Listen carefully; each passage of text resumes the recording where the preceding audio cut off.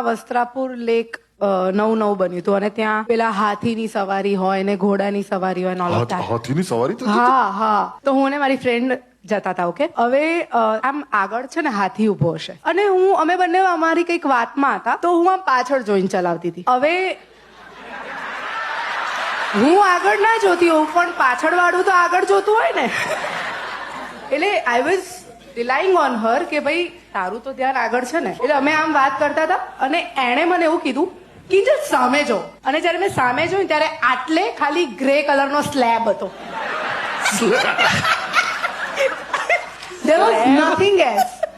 અને એટલે મારું રિફ્લેક્સ સીધું એવું આવ્યું કે હું કૂદી ગઈ.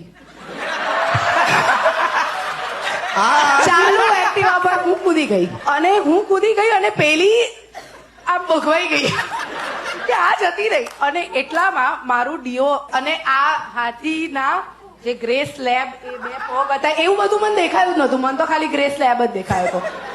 એની વચ્ચે મારું ડીઓ જતું રહ્યું અને પડી અને હું આમ પડી જોઉં છું. જ્યાં હું કૂદીને ઊભી પડી હતી પણ થોડીક દૂર કૂદી ગઈ હતી. I was like I had a leverage of landing properly. અને હાથીએ શું કર્યું ખબર છે? ખાલી આમ ચરબીનો થર હલાયો.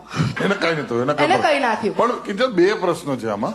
એકલી તું એવું વિચારતી હશે કે પાછળ જોઈને પેલો પાછળ વાળો આગળ જોયે છે એ રિલાય, એવું તું એકલું જ કરતી હોય. કરે અહીંયા બીજું કોઈ એવું રિલાય નથી કરતું એટલે પાછળ. મને એ દિવસ પછી ક્યારેય ઘરેથી ટુ વ્હીલર આપ્યું જ નથી. ના, બીજો પ્રશ્ન એ કે તું હતો, ચાલતી જા, હેડકે જાઓ. બીજો પ્રશ્ન એ હતો, હાથી ઊંધો હતો કે ચત્તો હતો? ઊંધો હતો. અરે મેં મારી ફ્રેન્ડને લિટરલી એવું કીધું, મેં કીધું તું ઊભી થા અને જલ્દી કૂદકો માર, નહીં તો હમણાં ઉપરથી પ્રસાદ આવશે.